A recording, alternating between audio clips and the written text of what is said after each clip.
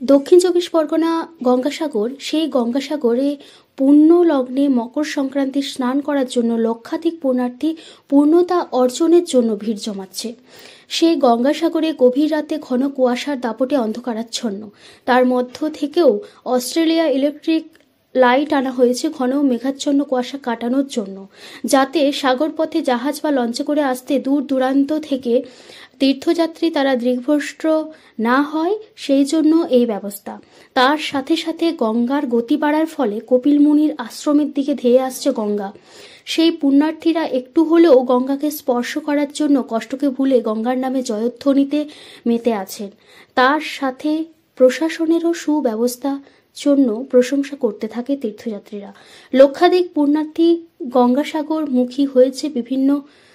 বিভিন্ন ব্যাপার জন্য তাদেরকে রাখা হয়েছে। প্রশাসনের তরফ থেকে খাদ্য ও পানীয় জলের ব্যবস্থা করা হয়েছে। গঙ্গাসাগর মেলাকে নিরাপত্তার চাদরে মুড়ে ফেলা হয়েছে। অনেক ভালো কাজ করেছে, অনেক প্রাইভেট এনজিও যেটা ভালো কাজ করছে, তার মধ্যে কলকাতা ব্যবসায় সেবা সমিতি একটা আছে, অনেক ভালো কাজ করছে। গভর্নমেন্টের অনেক সাপোর্ট আছে, গভর্নমেন্ট অনেক ভালো কাজ করছে। আর আমরা এটা এক্সপেক্ট করছি কি গভর্নমেন্ট এরকম ভালো কাজ করতে থাকে। আপনার নাম? আমার নাম মনোজ আছে।